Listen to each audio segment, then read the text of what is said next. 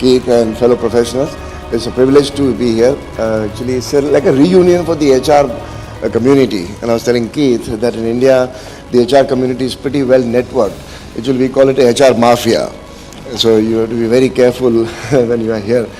So in my presentation, I would like to cover the changing tapestry of HR. And when I talk about changing tapestry, I'd like to put it in three parts. One is the how we have evolved over a period of time and how things have changed, because I think sometimes the evolution itself brings to a context the changes that are likely to happen. And then talk about the few thoughts that I have put together, so what I feel will be different in managing HR going future. Without going into HR specific, if you look at just 20 years back or just 25 years back as to what were the factors that made any organization or even economy or country successful. One factor which stood out very strongly was the presence of capital.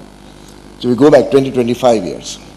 And then we look at companies which were flush with funding, who had capital at their disposal, were invariably making a very big impact in the market and having a dominant positioning.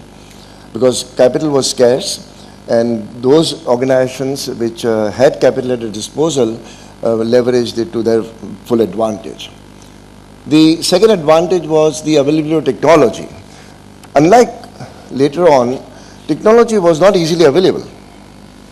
Technology was restricted to organizations, and it was constricted in some way, held by many countries particularly, who would not part with technology to maintain their edge for a longer period. So technology was really in short supply, and the innovative practices were really at one point of time at premium.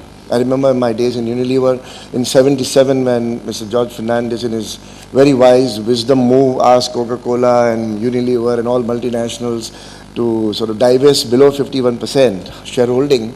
Unilever held on, Hindustan Lever that time, held on to 51% for a very strong reason, not because they were anti-national or they were stooges of Unilever London. They held on for simple reason that being a 51% holding of Unilever, they had access to research and innovation practices in Port Sunlight and Colworth, which if they had diluted their capital holding from Unilever would not be available. So technology and there was a very big advantage. The third was a market reach, penetration of a product and services, and the logistics advantages. So in my younger days, I used to be very active in scouting, and when we used to go to very remote villages for camping, there were three products which I can recount were available everywhere. Smallest village. One was Lifebuoy soap, still is available every shop that you can go on a highway or a village where you go to.